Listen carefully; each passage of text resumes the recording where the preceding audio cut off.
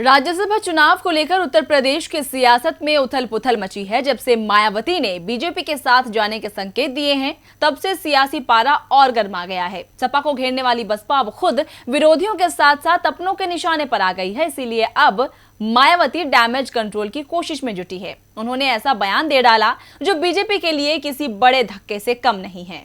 मायावती पर अक्सर आरोप लगते रहते हैं कि वो मौका परस्त राजनीति करती हैं। जिस ओर हवा बहती है वो उस तरफ जाने की कोशिश करती हैं। मायावती नफा नुकसान देखकर सियासत में दोस्ती और दुश्मनी तय करती हैं। अब जब राज्यसभा चुनाव में उन्हें सपा से संकट नजर आया तो उन्होंने बीजेपी की तरफ पलड़ा झुका लिया। लेकिन अब जब बीजेपी की तरफ जाने से उन्हें मुस्लिम वोट बैंक खिसकता नजर आ रहा है तो बसपा सुप्रीमो फिर पलटी मारती दिख रही हैं। एमएलसी चुनाव में सपा को हराने के लिए बीजेपी को वोट डालने वाले बयान के बाद मायावती ने कहा कि वो राजनीति से तो संन्यास ले सकती हैं, लेकिन भविष्य में बीजेपी से कभी गठबंधन नहीं करेंगी। मायावती ने कहा कि समाजवादी पार्टी और कांग्रेस बसपा और बीजेपी के बीच गठबंधन की अफवाह खड़ी कर रही है। जैसे को तैसा की नीति के तहत उन्होंने कहा कि एमएलसी चुनाव में सपा प्रत्याशी को हराने के लिए उनकी पार्टी वोट करेगी, चाहे वो बीजेपी हो या अन्य कोई मजबूत उम्मीदवार बसपा उसे वोट करेगी।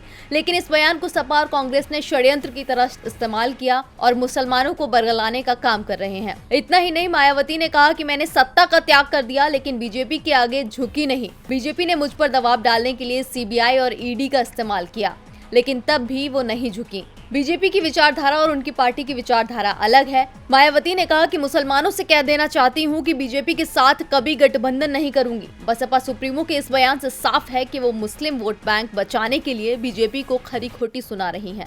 खैर, राजनीति में तो अपने फायदे के लिए कोई भी बदल सकता है। अब मायावती के इस बदलाव से बसपा को कितना फायदा पहुंचता है, ये देखना होगा।